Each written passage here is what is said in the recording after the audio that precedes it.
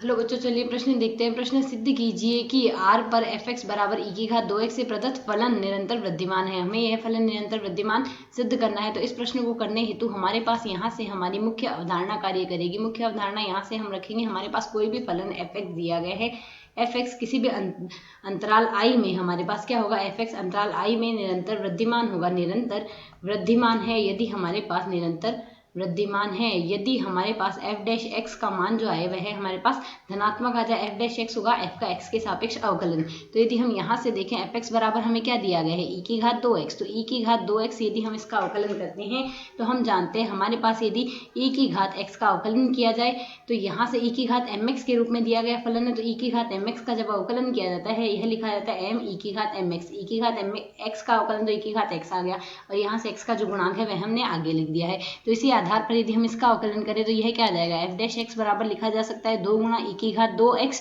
यह आ गया। अब हमें यहाँ से यह सिद्ध करना है, यह पूरे अंतराल r में वास्तविक संख्याओं के अंतर समुच्चय में यह हमारे पास यहाँ से क्या होगा, निरंतर वृद्धिमान होगा। तो जैसा कि हम जानते हैं e की घात x का मान सदैव हमारे पास धनात्मक होगा। यदि e की घात x का ही मान धनात्मक है तो e की घात 2x का मान भी हमारे पास यहाँ से धनात्मक ही होगा। और यदि e की घात 2x का मान धनात्मक है, 2x गुणा e की घात 2x का जो मान होगा वह धनात्मक होगा जब भी हमारे पास इन सभी स्थितियों में x का मान एक वास्तविक संख्या है।